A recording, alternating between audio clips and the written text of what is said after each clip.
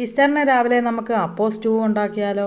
അടി അടിപൊളിയായിട്ട് ദേ മാവെല്ലാം പൊന്തി വന്നിട്ടുണ്ട്. തേങ്ങയെല്ലാം ചിരവി വെച്ചു. കാഷ്യൂ എല്ലാം വെള്ളത്തിലിട്ട് കുതിർത്ത് വെച്ചിട്ടുണ്ട്.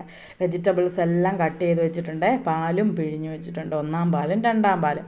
ദേ ചട്ടി ചൂടാകുമ്പോഴത്തേക്കും സ്പൈസസ് എല്ലാം ഇട്ട് അത് നന്നായിട്ട് മൂക്കണേ.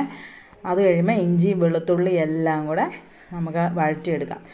അത് നന്നായി വഴണ്ട് കഴിയുമ്പോഴത്തേക്കും തക്കാളിക്കായിട്ട് വഴട്ടാം കേട്ടോ.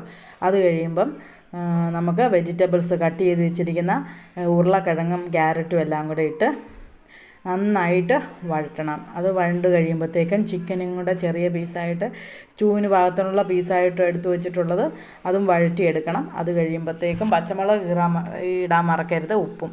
അങ്ങനെ 2-ാം പാലൊഴിച്ച് നന്നായിട്ട് കഷ്ണങ്ങൾ വേവിക്കണം. അങ്ങനെ ദേ സ്റ്റൂ റെഡി ആയിട്ടുണ്ട്. ഞങ്ങളിതേ അപ്പവും സ്റ്റൂവും കാപ്പിയൊക്കെ കൂട്ടി കഴിക്കാൻ പോവാണേ. അങ്ങനെ എല്ലാവർക്കും ഹാപ്പി ഈസ്റ്റർ. ഈസ്റ്ററിന് രാവിലെ നമുക്ക് അപ്പോൾ സ്റ്റൂ ഉണ്ടാക്കിയാലോ? അടിപൊളിയായിട്ട് ദേ മാവെല്ലാം പൊന്തി വന്നിട്ടുണ്ട്. തേങ്ങയെല്ലാം ചിരവി വെച്ചു. കാഷ്യൂ എല്ലാം വെള്ളത്തിലിട്ട് കുതിർത്ത് വെച്ചിട്ടുണ്ട്.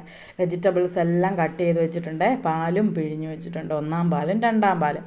ദേ ചട്ടി ചൂടാകുമ്പോഴത്തേക്കും സ്പൈസസ് എല്ലാം ഇട്ട് അത് നന്നായിട്ട് മൂക്കണേ.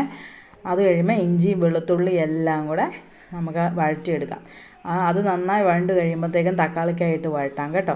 അത് കഴിയുമ്പം നമുക്ക് വെജിറ്റബിൾസ് കട്ട് ചെയ്ത് വെച്ചിരിക്കുന്ന ഉരുളക്കിഴങ്ങും ക്യാരറ്റും എല്ലാം കൂടെ ഇട്ട് നന്നായിട്ട് വഴറ്റണം. അത് വഴണ്ട് കഴിയുമ്പോഴത്തേക്കും ചിക്കനും കൂടെ ചെറിയ പീസായിട്ട് സ്റ്റൂവിന് പാകത്തിനുള്ള പീസായിട്ട് എടുത്തു വെച്ചിട്ടുള്ളത് അതും വഴറ്റിയെടുക്കണം. അത് കഴിയുമ്പോഴത്തേക്കും പച്ചമുളക് ഇടാൻ മറക്കരുത്, ഉപ്പും.